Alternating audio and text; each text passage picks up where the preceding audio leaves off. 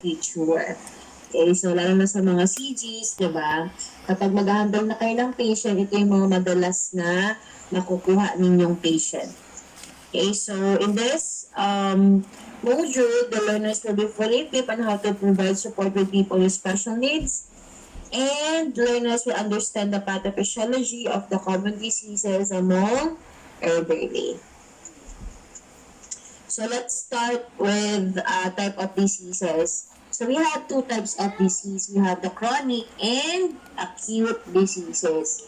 When you say acute diseases, so illness generally develops suddenly and lasts a short time, often only a few days or weeks. Teka lang guys, saksap ko muna. Ay! Sana. Teka lang po ha. Ayun. Guys, sa mga bagong pasok, please, pa-attendance ako. Ayan. So, acute conditions are often caused by virus or an infection that can also be caused by an injury resulting from fall or automobile accidents or by misuse of drugs or medication. So, na-acquire mo yung sakit ng mabilis, kaya gumaling ka ulit ng mabilis din.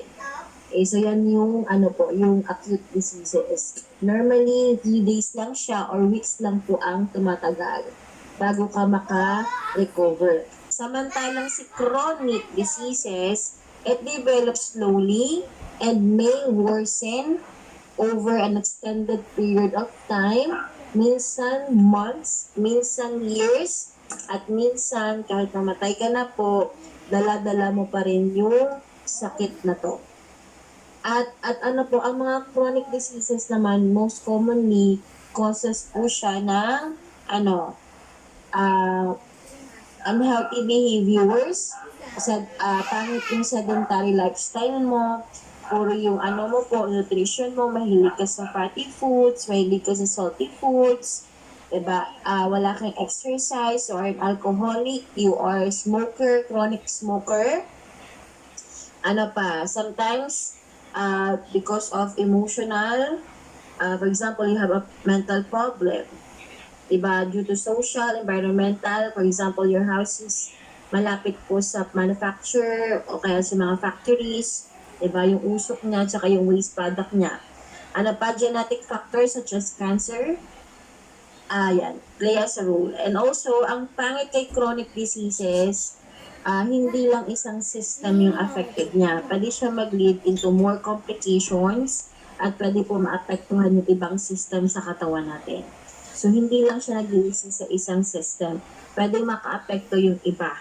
O kumbaga, multi-organ system po yung pwede maging complication ng chronic diseases.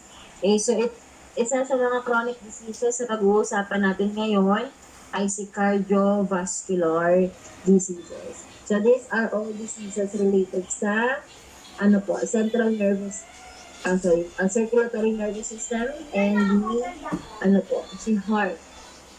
Okay, so still siya pa rin po ang most common cause of death in older adult. Si cardiovascular disease o may sakit sa puso, guys. Siya pa rin yung leading cause of death among older adults. And this category includes chronic ischemic heart diseases, congestive heart failure, and these arrhythmias. And also atherosclerosis. This is also, ang problema naman kay atherosclerosis is yung kanyang ugat, yung coronary artery mismo. So, yung ugat mismo yung problem. So, there's an inflammation and also further vascular changes. So, we have ischemic. So, ischemic heart diseases. So, there is deficient supply of blood to a body part such as the heart or brain that is due to the obstructions of the inflow or arterial blood. So, an example of ischemic heart diseases are the myocardial infarction. So, ang spelling po ng myocardial infarction, so myocardial, myocardial. INFARDIAL, myocardial infarction. INFARCTION.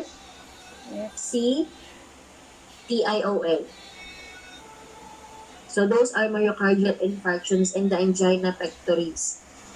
So anong problema dito?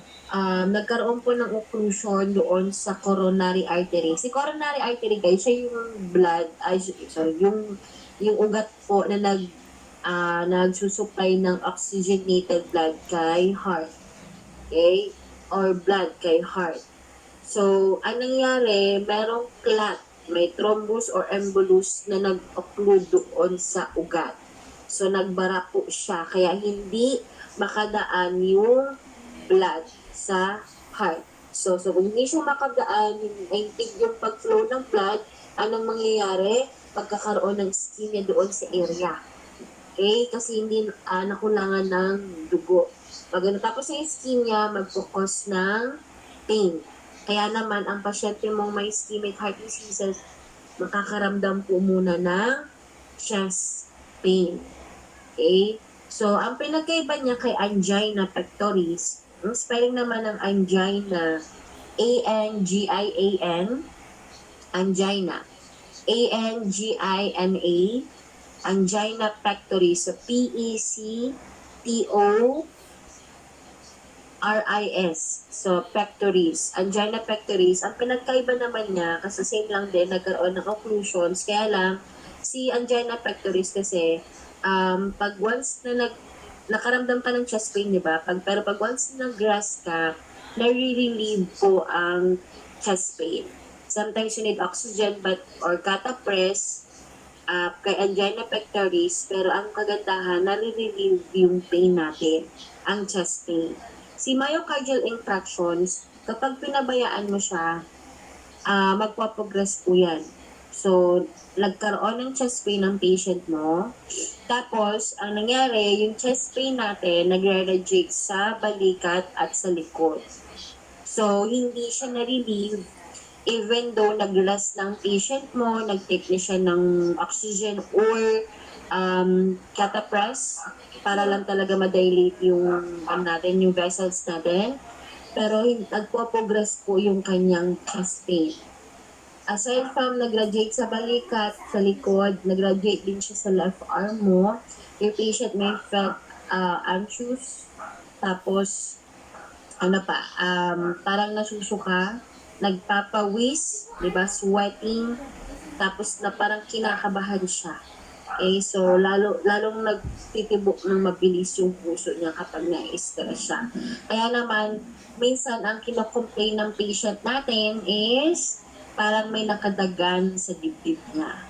Okay, so sobrang bigat ng pakaramdam na parang nagkakaroon din siya ng shortness of breathing. So, yan yung mga senyales, mga warning signs that your patient may suffer from or may have cardiac arrest. Kapag hindi mo po siya napansin o kaya pinabayaan lang natin yung gantong sintomas, anong pwede mag-lead? Mag-lead po siya sa cardiac arrest. Magkakos ng loss of consciousness, negative pulse, negative breathing yung patient mo. Kaya naman, anong gagawin natin? CPR natin si patient.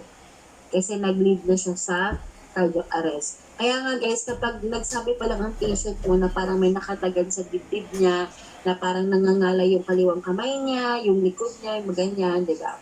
Dalihin na kagad natin si patient sa hospital para po maagapan pa. Kasi or else, pwede po mag-cause ng cardiac arrest and pwede po agad mamatay ang patient natin. That actually happens to one of the father of my friend. Akala nila, yung nararamdaman ng pasyente natin, ay yung daddy niya is GERD lang, like heartburn. Kasi nagko-complain na yung daddy niya ng ganyan.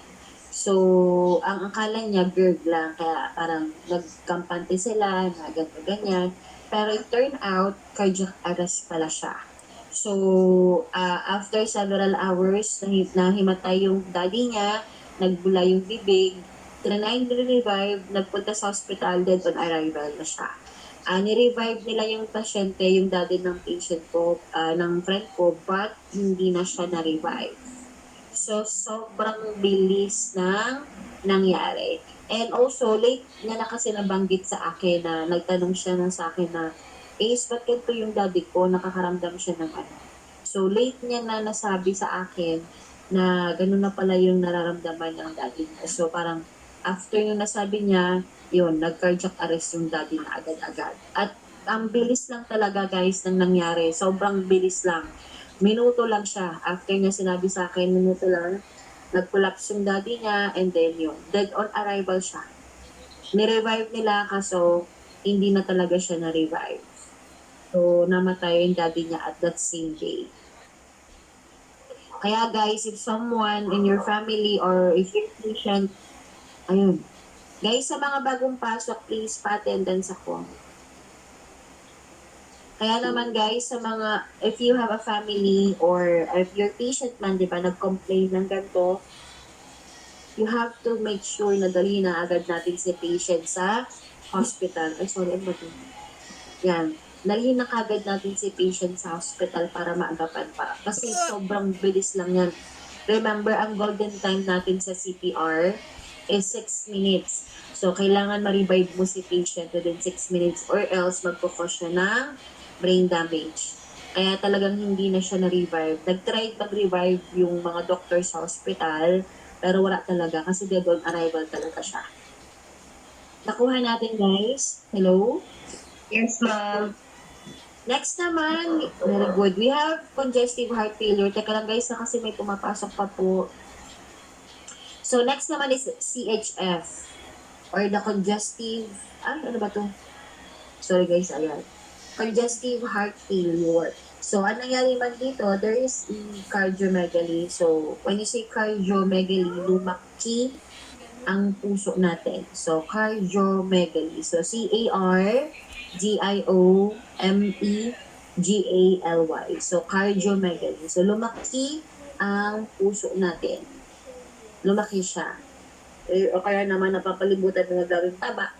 Diba? Kaya, nag-congest ang puso. O nahirapan siya mag-pump ng blood. So, syempre, pag nahirapan mag-pump ang blood, so, mahihirapan din ang pag-distribute ng oxygenated blood sa katawan natin. Kaya ganyan po ang nangyari dyan.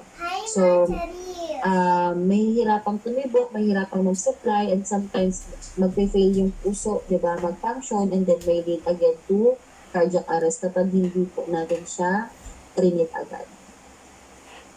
Yan. And then, next naman, si arrhythmia, kung matatandaan nyo kanina, si arrhythmia. Si arrhythmia naman, ang problema niya yung rhythm ng puso natin. Okay? Sobrang bilis, or, diba, if you remember the normal heartbeat natin, diba, sa normal heartbeat kasi natin, guys, yung wave, yung heartbeat, malalaman mo kung kailan nag-contract at kailan mag-relax yung puso mo. Kay arrhythmia, ito yung spelling niya guys, arrhythmia. So, ang problema kay arrhythmia, yung rhythm niya, so sobrang bilis ng tibok ng puso. Sobrang chaotic yung pag-distribute ng electricity sa katawan, ay sa heart mismo. Kaya, hindi mo ma-distinguish sa ECG niya kung kailan nag-contract at kailan nag-relax yung puso niya. Diba kung makikita mo yung ano niya, yung ECG niya, iba yung itsura ng wave ng puso natin. So, may parang pag-grass type, like, tapos minsan pa-wave naman, hindi mo malalaman, hindi natin nalalaman kung kailan magpo-contract at kailan magre-relax. At sa sobrang bilis, sa bilis ng tibok ng puso, nag-fever po ang puso natin. So, hanggang sa sobrang bilis, hindi niya na, ay sorry guys, ano to? Ayun, hindi na ma-read ng ECG yung puso kung kailan nag-contract at kailan nag-relax. Kaya makikita mo nag-flat line na ang puso. Kaya sa sobrang bilis niya, nag-cardiac arrest ang patient natin. Kaya nag-cause ng asystole. Ang tawag guys doon sa flat line, diba makikita mo sa ECG, ang tawag dyan is asystole. A-S-Y S-T-O-L-E, asystole po. Kaya ang gagawin ng doktor is magpe-perform po siya ng defibrillation. Defibrillation, D-E-F-I-B-R-I-L-L, defibrillation, L-A-T-I-O-N. Yung sa magdi-defib yung ating doktor. Ano ibig sabihin ng defibrillation? Yung magbibigay po siya ng shock. Yung nakikita niyo sa TV na 200 joules, clear, tapos pa. So, para po ma-rest yung puso natin. Para magkaroon siya ng moment of silence and magkaroon po ng time para mag-relax yung puso niya o magkaroon siya ng moment of rest pa. Para mag-continue ulit yung paghinga ng pagtibok ng puso natin. Okay, so ganyan si arrhythmias. Next naman, we have the atherosclerosis. Again, ang problema naman kay atherosclerosis is the ugat mismo, sa coronary artery. Either nag-plaque siya, nanigas siya, or na-destroy yung vessels natin, or nag-narrow yung ugat natin. Nagkaroon ng sclerosis, yung area kaya nag-narrow siya at hindi makadaan si oxygenated blood. Remember, di ba guys, si oxygenated blood, it's very important. Diba, siya yung food ng system natin, ng mga vital organs. Kung hindi tayo nasusuplayan ng oxygenated blood, enough oxygenated blood, hindi magpa-function si heart or the organs, diba? Mag-fail siya. So, ang nangyari dito, nag-narrow. So, hindi makadaan ng maayos si oxygenated blood, kaya hindi nagpa-function ng maayos yung puso natin. Okay? So, yan po ang nangyari kay atherosclerosis. Ngayon naman, what we will need to do, caregiver interventions, is of course, ang pinaka-main goal natin, if ever man nagkaroon ng heart attack, diba? Nagkaroon ng cardiac arrest yung patient mo. So, ano ang ating main goal dito? Ang main goal natin is ma-prevent ang another attack. Kasi kailangan guys mag-recover ng puso mo. Diba? Kasi inatake sa puso, diba? Yung patient natin. So, kailangan makarecover yung patient mo. Kasi kung hindi, kapag nag-cause ng another attack yan, mamamatay ang patient natin. Diba? So, kaya naman ang mga gagawin mo para hindi ulit atakin ng patient mo is i-decrease natin yung workload ng puso natin. Kasi hindi niya nakakayanin kung mag-perform pa siya ng mga strenuous activity. Kaya nga diba, bawal sila mag-perform ng mabibigat. Strenuous activity, mabibigat na trabaho. Okay? Kailangan naka-complete bed rest ang patient natin kasi kailangan niya matigil yung energy niya. If ever man nakaka-attack pa lang, diba? Kaka-heart attack pa lang ng patient mo. So, they are still on oxygen. Kasi remember, di ba, sinabi ko last time, si heart tsaka si lungs lagi yan magkasama. Kapag nagkakaroon ng problema sila, heart, syempre, nagkakaroon din ng problema si lungs. Maapektuhan siya kasi syempre kunti yung oxygen, yung blood na na mapupunta kay lungs. Diba? So, kapag may problema, magpo-compensate yan parehas. So, kaya naka-oxygenated yung patient, naka-oxygen therapy yung patient natin para ma-maintain yung oxygen supply sa katawan. Or else, magpo-cause siya ng hypoxia. Di ba, if you still remember, si hypoxia naman is the decreased level of oxygen distributed on the cells. Sa kumbaga sa iba't ibang parte ng katawan natin. So, kung kulang sa oxygen, anong mangyayari? Magko-compensate si heart, diba? Kasi kailangan niya i-compensate yon kapag kulang ang na-distribute na oxygen. So, tataas yung workload ng puso. Kaya naman naka-oxygenated naka-oxygen therapy sila. Kaya isa sa mga kailangan mong gawin as an NA and caregiver is to monitor their vital signs including the oxygen saturation. Kaya strict monitoring po tayo. And again ha, guys, complete bed rest ang patient mo. Sometimes bawal sila sa CR. So, you have to offer, you have to offer bedpan o commode po sa bedside ng patient natin. Kasi syempre, complete bed rest nga sila. Kasi sometimes, minsan paglalakad sila guys, minsan paglalakad lang, hirap na sila, pagod na pagod agad sila. Lalo na kapag yung kaka-atake pa lang sa puso ha, Kaya naman, you have to offer bedpan para hindi na tumayo ang patient mo o kaya naman kumudo na lang siya sa may malapit sa bed, mag-upo or mag-ihi. And by the way, guys, they are also not allowed to be constipated. So, bawal sila ma-constipate. Kaya isa naman sa mga maintenance na binibigay ng doctor is laxatives. Yung mga Dulcolax or Dupalac po, pinapainom sila niyan kasi para maiwasan yung constipation. Kasi remember, 'di ba, if you still remember sa vital signs, kapag po constipated tayo, 'di ba, merong vagus nerve sa may anal sphincters. Kapag constipated ka kasi guys, na-initiate si vagus nerve. At kapag na-initiate si vagus nerve, nagkukos siya ng bradycardia. Kasi nagde-decrease yung vital signs mo.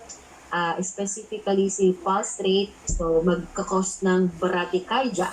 So, syempre, hindi siya pwede guys sa mga patient na may sakit sa puso. At bradycardia, di ba, nag-slow ang heartbeat niya.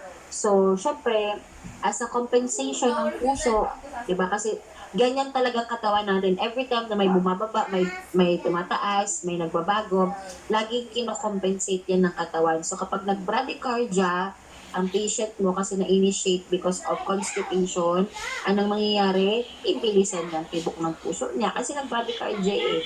So, tataas na naman yung workload ng puso and that may lead to cardiac arrest. Kaya nga, di ba, may mga, nabalitaan niyo ba or nalaman niyo ba, di ba, minsan may mga tao na kagagaling lang sa CR o nasa CR, di ba, inaatake sa puso because of constipation o because of yung sobrang pag-i-ere nila na titrigger si vagus nerve. Kaya yun po ang nangyayari. Kaya bawal sila na constipate, so you have to give them high fibers, and also yung laxative na natin na gamot as prescribed by the doctor. And also, guys, diet natin is low salt, low fat diet. That's because bawal po sila magkaroon ng complications tulad ng renal failure and hypertension because that may also another problem. And so, and if the patient just had an attack recently, so the patient should be on strict monitoring as ordered by the physician. Kaya nga, di ba, more on vital signs tayo, oxygen therapy, maintain natin yung order ng doktor, kung ilan yung flow rate niya, and then, kapag nag-hypox siya, again, oxygen lang. While maintaining the hygiene and clean environment. Also, yes, kailangan po strict tayo sa infection control kasi bagsak ang immune system ng patient mo. So, kapag na-stress pa sila, diba? So, you have to reduce stress na pwede mag-agitate sa patient natin because that may increase their vital signs. Kaya, ano lang tayo, lang natin, i-support lang natin si patient sa kanyang daily needs. Kasi nga, di ba, guys, on strict bed rest. Kaya, kumbaga, lang natin siya, assist lang natin siya sa daily activities na. Nakuha natin, guys? Hello po? Yes, ma'am. Alright, perfect. Yan. So, that is, cardiovascular diseases. Next naman, let's talk about diabetes mellitus. So, familiar kayo dito ha, kasi ito yun sa mga sikat na sikat. Pero mas maano pa rin talaga si cardiovascular disease. Siya pa rin talaga yung leading cause of death. Next naman, we have diabetes mellitus. So, DM. So, isa rin po ito sa mga cases na mahahandle ninyo in the future, and this is also one of the chronic diseases. So, ano si diabetes mellitus? It is a disorder in which the body does not produce enough or respond normally to insulin, causing blood glucose or blood sugar level abnormally high. Ang problema talaga natin dito si pancreas. Ito lang po ha. Guys, sa mga bagong pasok, please, yung mga bagong accept ko, please pa-attendance po ako. So, ang problema kay diabetes mellitus, si pancreas, yung lapay po natin. Kasi si pancreas, siya po yung nagpo-produce ng beta cells to secrete insulin. Ang purpose ni insulin, guys, is kunin si sugar or si glucose at ipasok sa cell para ma-convert into energy. 'Diba? Kasi si sugar o si glucose, hindi siya makakapasok sa cell hangga't wala ang tulong ni insulin. Ngayon, ang problema, bumaba, either nagkaroon ng hindi nakapag-produce si pancreas ng insulin o kulang or sobrang konti lang ng na-produce na insulin. Kaya ang nangyari, na-stuck na ano po, nagkaroon ng nagstay ang blood sugar, ang sugar sa blood, kaya umikis po siya. Kaya nag-increase ang sugar level natin sa katawan. Kasi either wala talagang na-produce si pancreas or sobrang konti lang, minimal lang talaga, or because of aging or because of your sedentary lifestyle. We have three types, actually, three types of Yes po. Ma'am, yung diabetes po, ma'am, hindi po, wala pong ano po yun, age limit. Wala po. So yung Wala side po kasi namin, yung side namin, ng diabetes po. Wala siyang age limit kasi depende yan sa types ng mo. Minsan kasi guys, meron tayong jejunal, bata pa lang, meron na siyang BM. Meron naman pregnant, di ba? Meron pregnant woman na may BM, pwede 30 years old, 40 years old ka pa lang, may BM ka na. Sa dugo po ba yan, ma'am? Hindi po. Yes, yung sugar. Sobrang taas ng sugar level mo sa blood. I mean, mana-mana po? Namamana po ba yan? Oo, malamang. Possible, pero mataas kasi yung chance, mataas kasi yung yung risk factors kapag Ano ba yan, sa Sky? lifestyle, saka aging. Hindi siya commonly because of genetics. Hindi siya because of genetics, guys. Hindi siya malaki yung factor. Kunti. Possible, pero hindi malit yung percent kasi. Kasi more on sedentary lifestyle because of aging. Kasi ang problema mo si pancreas talaga. Nagka-problema ka kay pancreas. Okay, ma'am. Thank you, ma'am. Ang lapay mo mismo ang naging problema dito. So, hindi siya nakapag-secrete ng beta cells enough insulin po para ikunin si glucose at mapasok sa sa cell.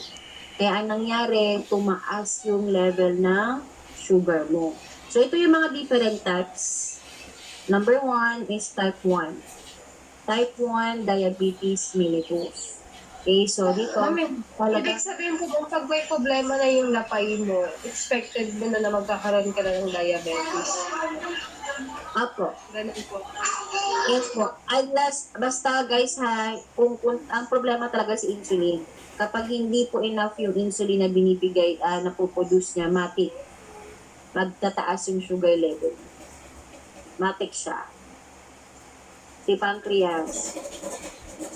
Nagkaroon ng tulad ng type 1. Type 1 po as in destroyed yung or talagang kulang as in wala talaga. Si pancreas talaga, wala talaga siyang napoproduce na insulin. Wala siyang nabibigay na insulin. Kaya diba, sobrang taas ng sugar level ng type 1. Sobrang taas talaga siya. Excuse me po, ba't nagkakaproblema po yung pancreas, ma'am? Dahil po ba sa kinakain? Yes po, type 2 siya.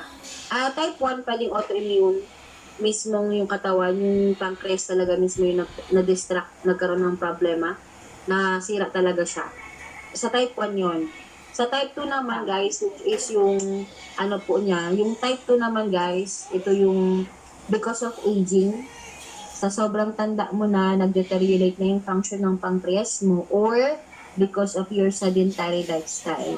Yung lifestyle mo, yung behavior mo, for example, alcoholic ka, chronic smoker ka, sobrang taas ng fatty, or mahilig ka sa fatty foods, mahilig ka sa salty foods, mahilig ka sa soft drinks like 5 liters a day, mataas yung sugar intake mo, yung carbohydrates intake mo, tapos wala kang exercise, obese ka, diba, natitrigger si type 2. Type 2 naman po ito, type 2 DM. And then last naman, yung pangatlo is during pregnant. Pag buntis ka, 'di ba? May pagkakataon na tumataas din yung sugar level natin because of the hormones. Progesterone and then the relaxin. So itong dalawang hormones na to during your pregnancy, naapektuhan si pancreas. Na-inhibit niya yung pag-release ng insulin. Kaya during yung pregnant days, tumataas yung sugar level mo. Ang tawag naman doon is gestational diabetes. So, kung because of your lifestyle, type 2 ang magiging category mo. Kung pregnant ka naman at tumaas ang sugar level mo, under ka ng gestational diabetes. Pero kung ang problema is yung pancreas mismo, nasira or na-destroy or nagkaroon ng destruction sa pancreas, magiging type 1 ka. Okay, so yan po ang different types ng diabetes mellitus. Minsan, last po. Ma'am, may insulin na po ba talaga tayo sa katawan kahit wala pang yung tinuturo? Opo, si pancreas nga po. Si pancreas po ang nagpo-produce ng insulin natin naturally. Ano talaga tayong insulin, guys? Kasi kung wala tayong insulin, matik, DM. Tataas yung sugar level. Kasi nga, yun yung purpose ni insulin. Every time that we intake carbohydrates, diba? Lalo na sa mga carbohydrates, kasi siya yung nagbibigay ng mataas na sugar. So, every time that we intake carbohydrates, yan, magfa-function si pancreas during digestions, magre-release siya ng insulin para kunin yung sugar natin para mapasok sa katawan, sa cells, at ma-convert into energy. Kaya tayo may energy every day because of that. Kaya lang nga, anong nangyari si pancreas, nagka-problema siya. Either because of your aging, because of your sedentary lifestyle, because of the hormones during pregnancy, or talagang na-destroyed or nagkaroon ng nasira ang pancreas mo. Kaya hindi siya nakapag-release ng sugar, ng insulin. Ma'am, tanong lang po. Is Kung ang diabetic person po ba, bumaba yung sugar level niya, kailangan po ba talaga niyang kumain ng matatamis? hindi nga po pwede ng matamis kasi mataas yung sugar level. Kahit po bumaba yung sugar level niya po? Sinasabi bumaba. Siyempre kapag pagbaba, pag nag-hypogly ang Oo, patient biglang mo, mag-inom ng- kailangan mo kumain ng sugar or else mamamatay ka sa hypogly. Manghihina ka because of hypoglycemia. May times kasi na bumababa ang sugar level nila because nag-intake sila ng insulin. Nag-hypogly. Or hindi ka kumain, di ba? Nag-hypogly tayo. Kahit wala kang DM, nararanasan nyo din guys ng hypoglycemia. Because kapag hindi ka nag-intake ng sugar, di ba? Minsan nanghihina tayo, wala ka pang kain, bumabagsak ang sugar level mo. So, yun. Kailangan mo mag-intake ng sugar kasi para ma-regain yung energy mo. Thank you po. You're welcome. So, yan po ang nangyayari. Ang normal na insulin level ng katawan natin is 80 to 120. 80 to 120 milligram per deciliter. Okay, so mg per dl. So, that is the normal insulin level. So, below 80, that is hypoglycemia. And above 120, that is hyperglycemia. So, hyper, H-Y-P-E-R, glycemia, G-L-Y-C-E-M-I-A, glycemia, hyperglycemia. So, mataas ang sugar level. So, yan ang nangyayari sa katawan natin. So, still, diabetes remains the strong factor for cardiovascular diseases at age 85. Kapag 85 years old ka na, di ba? At meron kang DM, possible na magkaroon ka ng diabetes mellitus kasi multi-organ ang affected niya. Multi-organ. Kapag pinabayaan natin ang DM natin, di ba? May diabetes mellitus ka, pasaway ka pa din, hindi ka nag-intake ng insulin, patuloy ka pa rin sa ginagawa mong lifestyle, pinabayaan mo, pwede pong maapektuhan yung ibang organ sa katawan. So, kasi, sa una, si heart. Diba? So, sobrang lapot ng dugo, ng ano natin, because of too much sugar, hindi makapasok, hindi makadaan si oxygenated blood. Magkakos siya ng atherosclerosis. Magkakaroon ng clot, hindi makapasok si oxygen at magkakos ng cardiac arrest. Next naman, ang ating mata. Sa sobrang taas ng sugar level mo, nagkakaroon ng opacity ang mata mo. Yung parang may cataract, nagkakaroon sila ng diabetic eye disorder po. So, ang mangyayari, malalabo po ang mata. Kaya nga, di ba, may mga diabetic patient tayo na, na malalabo ang mata nila. Nabubulag sila because of sobrang dami ng sugar or opacity sa mata nila. And then, isa naman is, nagkakaroon ng renal failure. Kasi guys, because of too much sugar, ang isa sa mga compensatory mechanism ng katawan natin is iihi ka. Iihi. Your body will attempt to remove glucose through urination. Kaya naman kapag pag tinignan nila yung urinalysis mo, meron kang glucosuria. Glucosuria.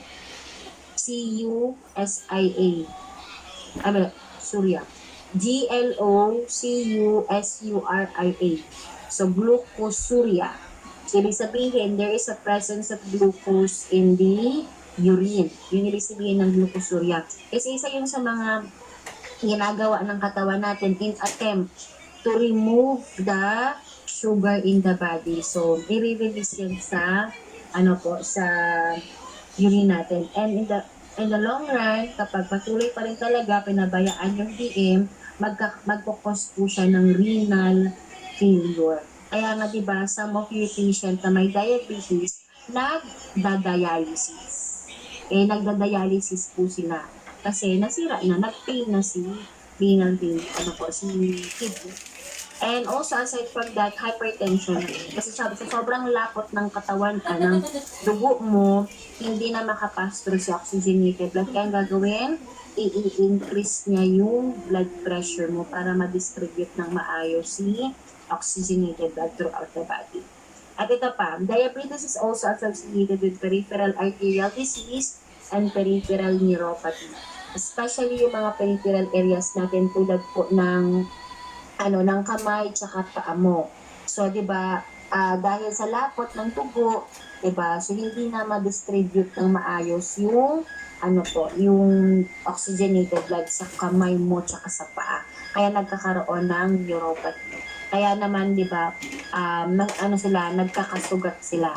At ang mahirap po sa kanila kapag nagkasugat po sila, matagal ang wound healing process. Sobrang tagal ng wound healing nila, kaya po hindi nagagamot. Para hindi, di ba, hindi mabilis yung paggaling ng sugat nila. At ang problema, lumalaki yung sugat nila. And that may lead to amputations. Kasi lalo na kapag sa paa, kamay, di ba? Para daw po hindi na maapektuhan pa yung ibang parte o hindi pa lumaki yung sugat ng pasyente natin, ang ginagawa ng doctors, it may lead to amputations. Tatanggalin natin yung area para hindi po lumaki yung sugat niya. Kasi kapag hindi, lalaki yung sugat ng pasyente natin, mas malaki yung damage. Lalo na din kapag may bed sores, lalo na sa mga matatanda nating patient, diba? Yung mga elderly patient natin na may hina na, tapos diabetic, tapos nagkaroon sila ng bed sores, mahirap yan. Kasi malaki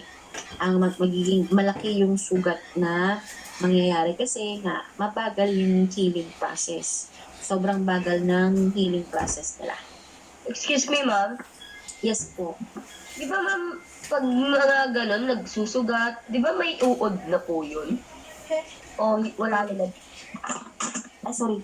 Wait lang guys ha. Kasi may pusa ako ditong katabi sa... Inaagawan ako ng pusa sa mesa. So siya na yung nag-occupy ng mesa ko. Inaba niya na yung phone ko. So, baby guys, syempre, kapag napabayaan naman, mag-ano talaga siya, uuod siya if napabayaan yung sugat. Kasi, of course, kapag may sugat tayo, ang ginagawa natin as intervention is to perform wound care. Kung hindi mo siya wound care, di magkakaroon ng uod talaga kasi sugat po siya. And may lead to infection. Excuse me, ma'am. Yes po. Wala po talaga siyang na nakalagay agad, nandyan na agad sa sa sugat o talagang na lang po pag napapabayaan. Napapabayaan siya, guys. Kasi syempre, if you have wound on your, kahit ikaw naman sa sarili mo, diba?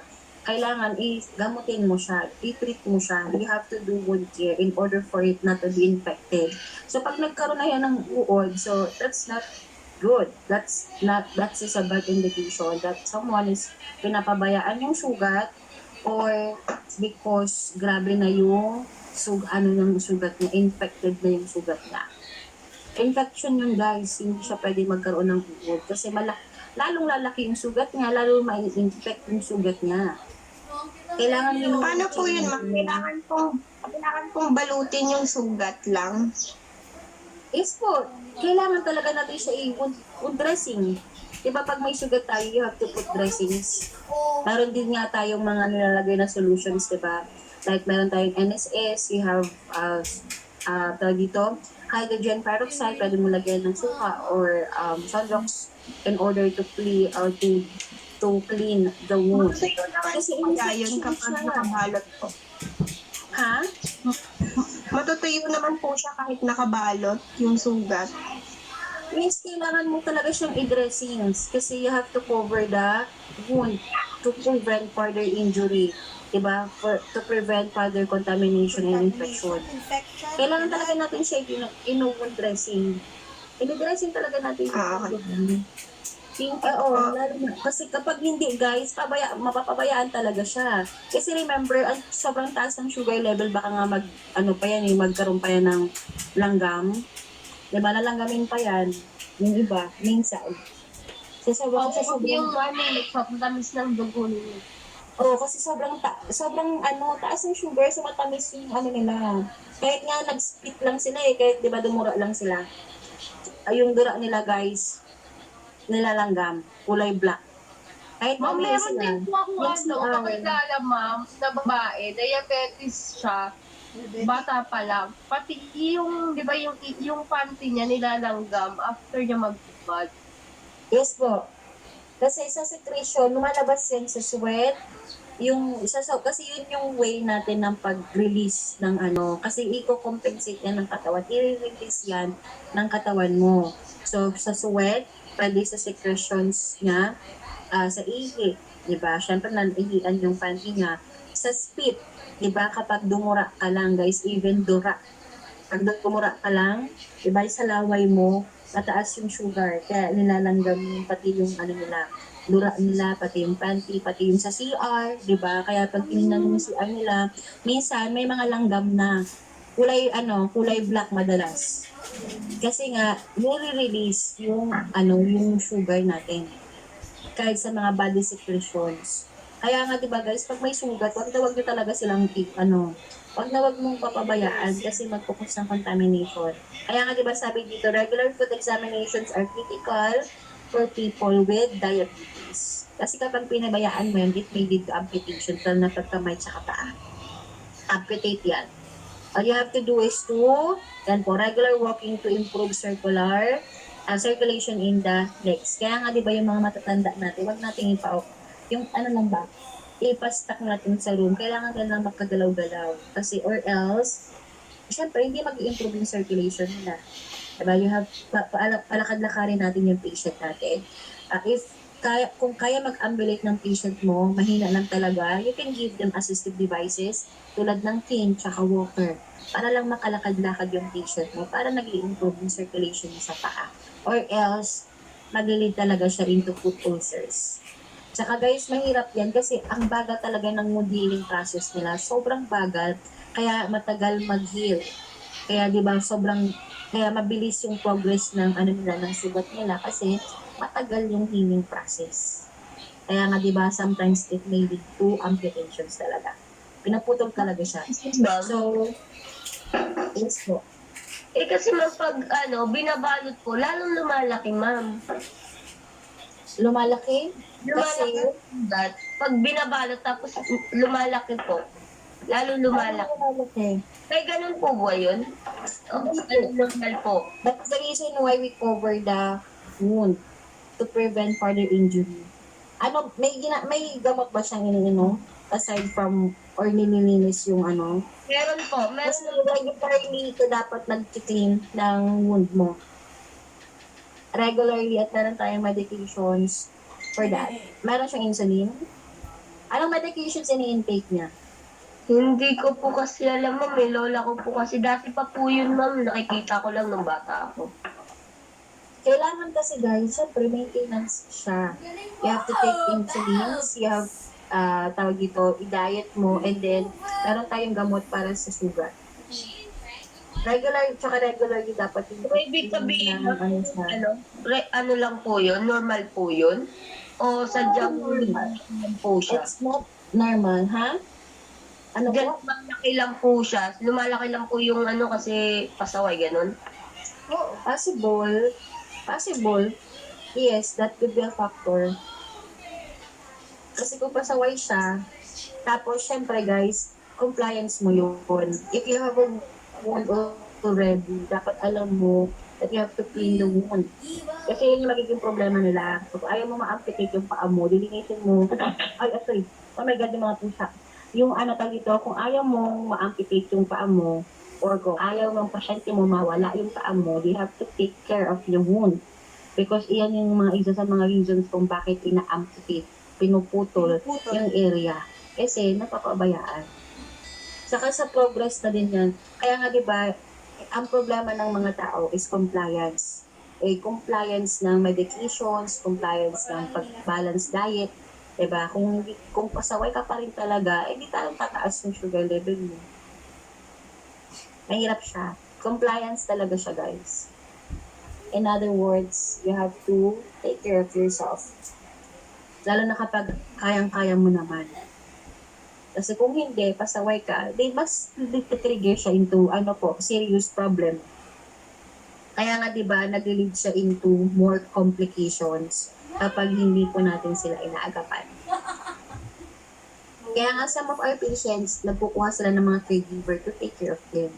Kasi sila yung mag-help sa kanya para ma-complete niya yung kailangan niyang gawin. Kasi siyempre sa sobrang matanda na sila, they cannot do it on their own. That's why they hire caregivers. Ma'am, Magiging po kayo ng gawin. Yes po. No. kung ang sugar level niya po ay below normal, it's okay po ba na tuturukan pa rin po siya ng insulin? No, it's not. It may lead to more serious hypoglycemia. Hindi tayo pwede magbigay ng insulin kapag baba na yung sugar level. Kasi lalong babagsak yung sugar level niya. Diba? So, lalong manghihina ang patient mo. Kapag kulang tayo sa sugar, mag-intake tayo ng sugar. Diba? Kaya nga, guys, nararanasan nyo to. Diba? Kapag gutom kayo, diba? Minsan nanginginig kayo, namamawis, tawag dito, namumutla. Diba? Nanghihina. Because kulang ang sugar level mo. So, anong ginagawa natin? Kumakain tayo. Kumakain tayo ng chocolate. Diba? Minsan soft drinks. Para mabilis yung pag-intake ng sugar. Yes. Kasi para tumaas agad siya. Pag mababa ang sugar level ng patient mo, guys, wag na wag nyong kukunin. Insulin tuloy. Yung sugar level natin, di ba, is 80 to 120. So, kung mababa ang sugar level mo, below 80 siya, so, anong gagawin natin? Wag na wag mong bibigyan ng insulin. Pakainin mo ang patient mo kasi manghihina talaga siya. Excuse me, ma'am. Yes po. Anong sign po ng diabetic po? Na Meron tayong tinatawag, madami siya, increase, pwede siyang fatigue, pwedeng blurred visions, ihi ng ihi. Meron tayong tinatawag na polydipsia. Polydipsia is, excessive tears. Tapos we have polyphagia, which is excessive hunger, gutom na gutom. Kasi syempre hindi makapasok si sugar sa cell, so nagugutom tayo. gutom na gutom. Polyuria. Polyuria is excessive urination, ihi ng ihi, because that is the your body, way of your body in attempt to remove the sugar sa ano po yun, sa ihi. And then, polyphagia, gutom na gutom ka. Or uhaw, sorry, polydipsia pala. Polydipsia is uhaw na uhaw. So, uhaw na uhaw ka kasi, syempre, ihi ka ng ihi. Tapos yung Ma'am, di ba ma'am, may ano din dyan, ma'am? Parang, yung parang test po na inaano ng dugo kung offer ka na sa diabetes. Yes po. Ano tawag dun, ma'am? Blood test. Madami tayong blood test. We have fasting blood sugar, random blood sugar. Meron kasi tayo natin itong topic, guys, na separate na DM. So, pag-uusapan natin siya one of these days sa week 3. So, meron tayong blood test in order for you to determine kung ano yung sugar level mo. Sorry guys, ang sugar level pala natin is 80 to 120. Ang ano niya, ang blood test to, pwedeng random blood sugar, pwedeng fasting blood sugar, which is the confirmatory test ng DM. And then meron din tayo para sa pregnant, kasi di ba minsan ano sila, tumataas din yung sugar level nila, which is the oral glucose tolerance test. Pag-uusapan natin siya kapag dumating na tayo ng topic na yon, kasi nandun yun doon. Malalaman mo siya more doon sa DM and insulin therapy. So, bago ka magbigay ng insulin sa pasyente mo, syempre, iti-check muna natin yung sugar level niya, which is we use the RBS, random blood sugar po. Para para ma-determine natin kung bibigyan natin siya ng insulin muna or hindi. Ma'am, kung normal lang po ba yung sugar level niya, hindi na po siya gagamitan ng insulin. Opo, kasi normal na siya. Okay na yung sugar level niya, kaya okay. Thank you po. Basta maintenance talaga. Kaya yung problema ng mga diabetic patients natin is pasaway. Kahit anong sabi natin sa kanila, pasaway talaga sila. Okay? Excuse, ma'am. Di ba may diabetes po na, di ba nagmi-maintenance na po siya, pero naglo-low, diabetic pa rin po siya. Yes po, kasi wala namang gumagaling sa diabetes. Chronic siya. Hindi siya gumagaling, guys. Ang kailangan mo lang is i-maintain ang sugar level mo. Kasi once na pinabayaan mo siya, tataas ulit siya. Ganun pa rin. Ibig sabihin, ma'am, may tendency bumababa din siya o tapos tumataas, ganun? Yes po. That's correct. Tataas pa ba siya? Tataas talaga siya kasi hindi ka nag-take ng insulin or pinabayaan mo yung sarili mo. Diba? Hindi ka nag-exercise, obese ka pa din, piniresyo mo yung sedentary lifestyle mo, or bababa siya kasi nag-intake ka ng insulin. Okay. Ganon lang siya. Kaya nga kailangan dito kay DM is maintenance. Kailangan mo ma-maintain ang sugar level mo or else i-increase or bababa siya. Ganon lang siya. Maintenance lang talaga.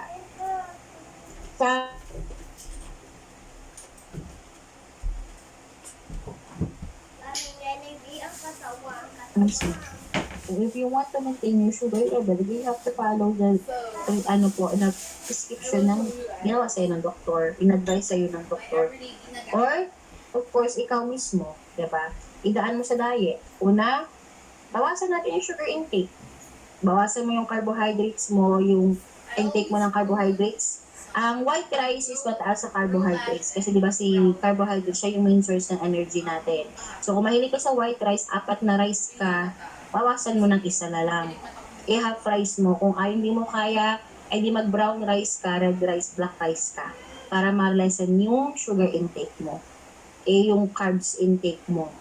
Tapos bawasan din yung mga fatty foods and mga salty foods because that may lead to komplikasyon.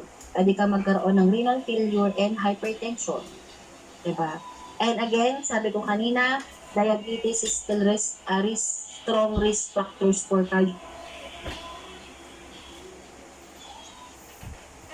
Nawala yung internet. Ito nga, kapag once na nagkasugat sila, mababa ang wound healing process, magkukos siya ng bed sore, lalo na po sa mga matatanda nating pasyente. Yung mga hindi na talaga sila kayang tumayo sa bed, so you have to, treat them with bed sores. Maintain good blood circulations. If not contraindicated, have the patient walk around and ambulate. Okay guys, 203 na pala. And then maintain stable vital signs. So, kasi,